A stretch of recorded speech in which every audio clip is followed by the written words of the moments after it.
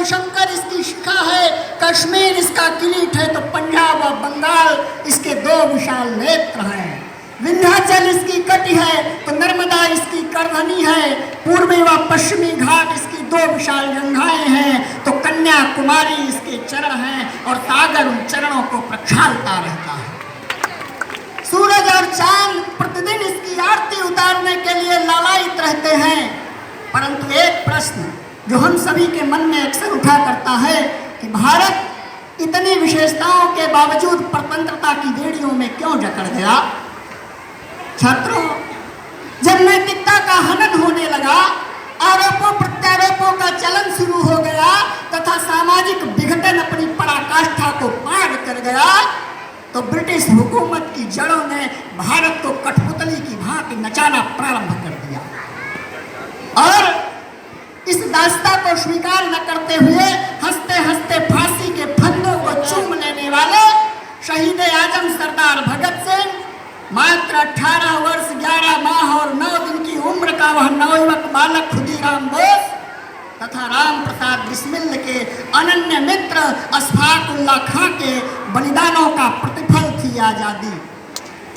British हुकूमत की जड़ों को अहिंसात्मक प्रवृत्ति से नेस्तनाबूद कर देने वाले महात्मा गांधी, गोपाल कृष्ण गोखले और लाला लाजपत राय के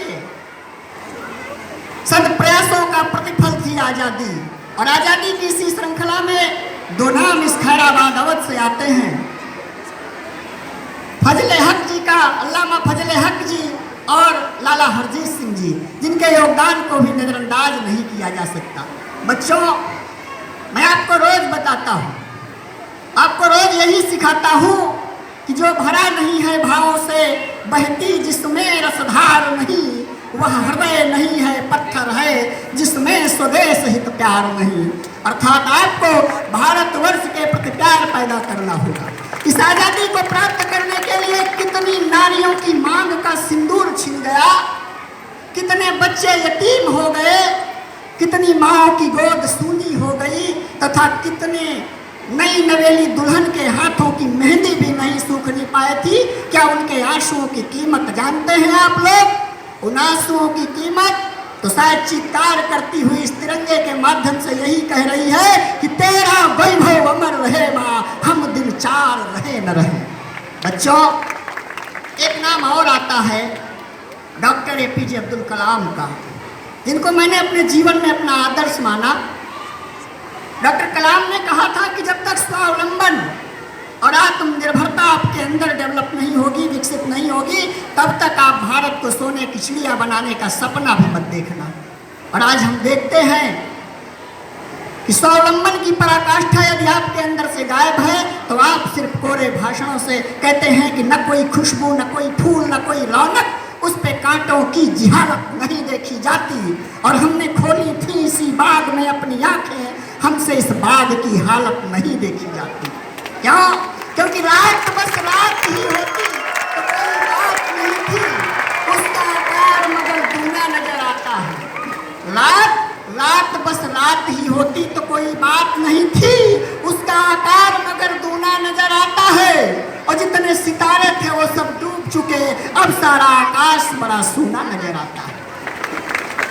तो आपको करना क्या है कि जब टूटने लगे हौसले तो बस इतना याद रखना कि बिना मेहनत के हासिल तख्त और ताज नहीं होते, और ढूंढ ही लेते हैं अंधेरों में मंजिलें अपनी, क्योंकि जुगनू कभी रोशनी के मोहताज नहीं होते।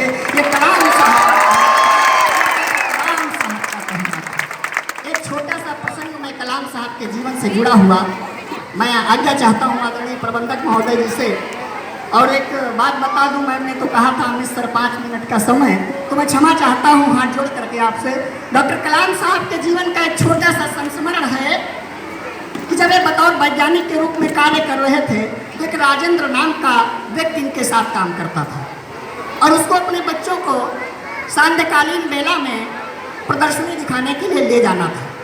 तो वह आया और डॉक्टर कलाम के साथ जो कार्य करेगा वो व्यस्त कितना रहेगा, कितनी व्यस्तताएं रहेंगी उसके पास, आप कल्पना कर सकते हो।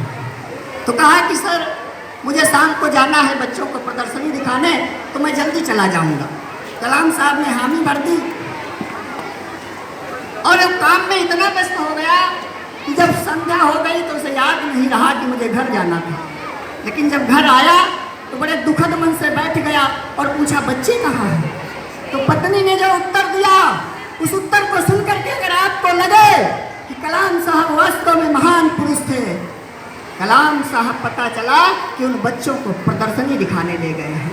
ऐसा महान व्यक्तित्व था डॉक्टर कलाम का।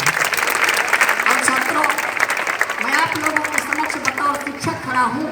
इसमें भी मैं जब आदरणीय प्रबंधक महोदय के सामने, अवस्थी सर के सामने खड़ा होता हूँ तो एक जिज्ञासु शिक्षार्थी की भांति टकटकी लगाए देखता रहता हूँ कि मुझे क्या आपसे सीखने को मिले, क्योंकि जिसने जीवन में सीखना छोड़ दिया वह जीवन में कभी आगे नहीं बढ़ सकता। ये आप गांठ बांध लें, आपको पूरा जीवन सीखते रहना है। कलाम साहब ने कहा था कि मैं बतौर वैज्ञानिक याद किया जाऊँ, मैं नहीं चाहता। मैं राष्ट्रपति के रूप में याद किया जाऊं, मैं नहीं चाहता। लेकिन अगर मैं शिक्षक के रूप में याद किया जाऊं तो मेरे जीवन की यह सबसे बड़ी उपलब्धि होगी। और मेरे भी जीवन की यह उपलब्धि है कि मैंने अपना रास्ता एक शिक्षक के तौर पर चुना। अतः यदि हम चाहते हैं कि हमारी धरा पुष्पित और पल्लवित हो, हमारा तिरंगा हिमालय की उच्च श्रृंखलाओं पर लहराता रहे, हमारे भारत में पुनः मानवतावाद की प्रतिस्थापना हो जाए, तो हमें लौटना होगा केसर की क्यारियों में खो चुके कालिदास के छंदों की तरफ। हमें लौटना होगा आन बान और स्वाभिमान के प्रतीक महाराणा प्रताप के मापदंडों की तरफ। यही आज समय की मांग है, यही वक्त का तकाजा है। जय हिंद, जय भारत।